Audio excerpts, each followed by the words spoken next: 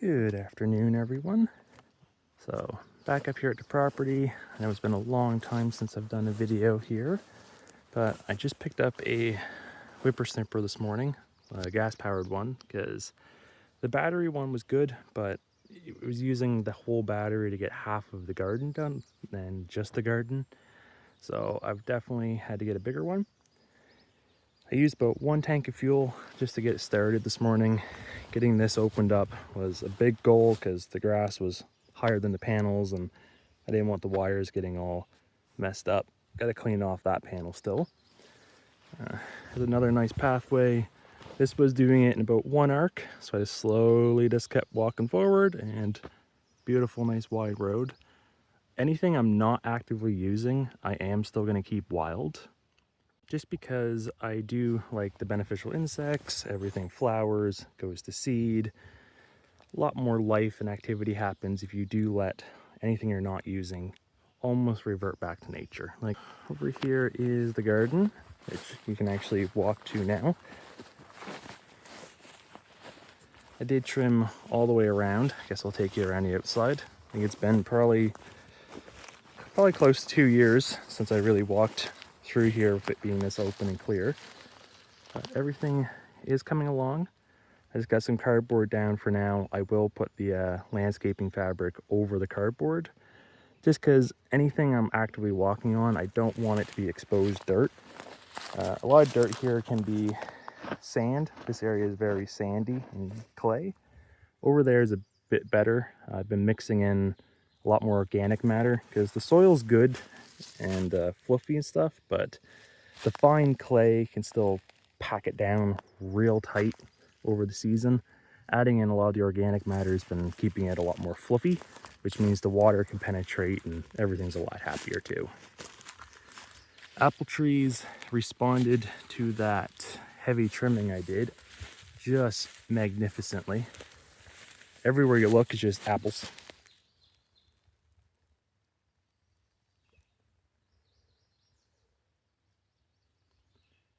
Just everywhere.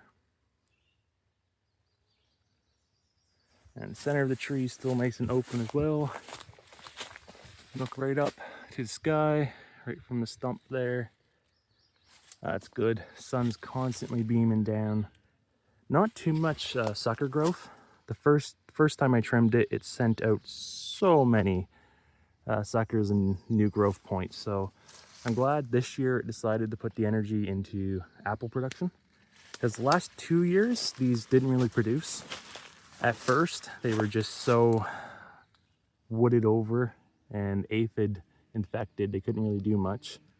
Now I do see some aphids on them, because I can see some ants and stuff, but it's really not a terrible amount, and lots and lots of beneficial predators and wasps and hornets and all that good stuff around too. This guy's got a bunch of apples even. This guy was actually rotting when I first got the property, and there was an anthill living right down at the base of the tree. Now the base of the tree is still pretty gnarly looking, I'm not gonna lie, but it seems to be recovering. If it ever looks too bad, I will just cut that one out because that guy could use some room to expand. Get a little bit over into the garden, sorry, behind the garden here, and this is about where I called her quits for today. Still new engine. My hands aren't used to the vibrationing, well, that's the word. The vibration either. Just gonna pop right over the fence here. Ugh. So this garden is mostly flowers given to me by my great aunt.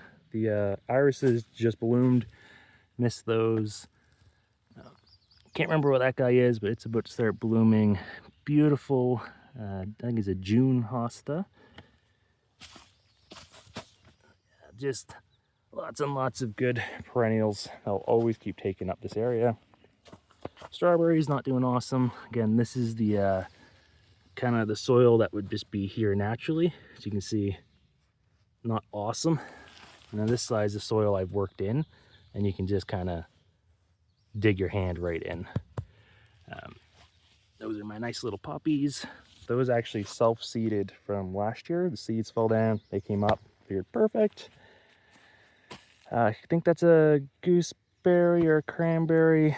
Two of those, little mullein. Radish is bolted.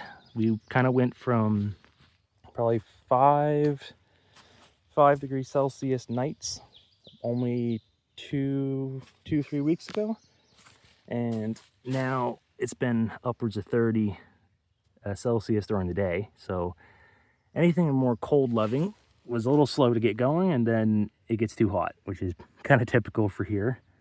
Beets though seem to be okay. Some slug damage on them, a few more there. This is the broccoli that survived the winter. It's kind of just got big flowers on it. Not really doing awesome, but I'm just gonna take some of the leaves, give them to my critters back home. Some pickling cucumbers. I definitely love my pickles. Some garlic for them, some onions, another strawberry, some wild ones. There's another guy over there. And I do have some autoflowers here because gotta have your autoflowers. Over here is the butter lettuce, which as you can see is doing phenomenal. Again, I gotta take some of that home. This is a Thai chili. Those are all the Thai chilies as well. Then in the back are some peppers from my great aunt. I'm not sure what variety they are, but I think they're a bit more of a sweet variety. Do have some tomatoes, just got them in a cage for now. I'm only trying to plant stuff I'm pretty guaranteed to use. So as you see, it's not really overly planted. It's not an Instagram garden, if you will. But this year is kind of more focused on lower maintenance, just as I get everything kind of set up and ready. Where it's a lot to do. It could be easily overwhelming at times. So I'm just trying to take the garden easy, so I know it's not going to be a huge hassle to take care of over the season. Do have some Virginia tobacco. I'm going to try to make some pesticide out of that. Interestingly enough, it seems to be getting some slug damage on it. And with tobacco being obviously nicotine, hence the pesticide component, I didn't think slugs and stuff would be gnawing on it. So that's kind of interesting, something I'm going to look into. Some more onions, some more garlic all the way down there. I do actually have some peppers actively on the plants, considering it's only June. I think it's June 18th, around there. That's pretty cool to have some peppers already on there. That's why the plants are so small, because they're still quite young, and it's only now getting to the summer temperatures over the past week here. Oh, sorry if my voice kept tailing off. I was picking weeds and getting distracted. This is the compost pile. It's getting a little bit smaller just because I've been mixing a lot more of the soil and compost in. I got a bunch more grass and stuff thrown on there to help it down. These hostas are from the original owner, so they're kind of there, and some Solomon seal, I believe. I did throw in some more of the irises. So those were the ones in the earlier in the video. That's what the blooms would have looked like. See, very sandy soil. This will all be amended soon. A hydrangea. There's a little lupin there and another lupin on the other side of the fence. Not sure how he got over on the other side of the fence, but he's growing. Some more random seasonal flowers just in there. Again, anything with the just basic soil isn't thriving because it's been dry over the past week. We had a very wet spring. This is actually the very first day I have watered the garden all season. So today was the first day, and that's why those guys are starting to struggle a little bit. And rhubarb. I almost forgot about the rhubarb. And that's another random one. A castor bean. Seen that in the nursery, and I just had to get it. It is starting to flower. Which is, I wonder if that's going to focus for you. Guess not, but yeah. Pretty neat thing. But that is just a little 10-minute update on the garden. Nothing too crazy is going on, but we are most definitely getting some good progress setting up. And now that we got the whippersnapper, we can start accessing more of the property and start getting some new gardens. So yeah, thanks for watching.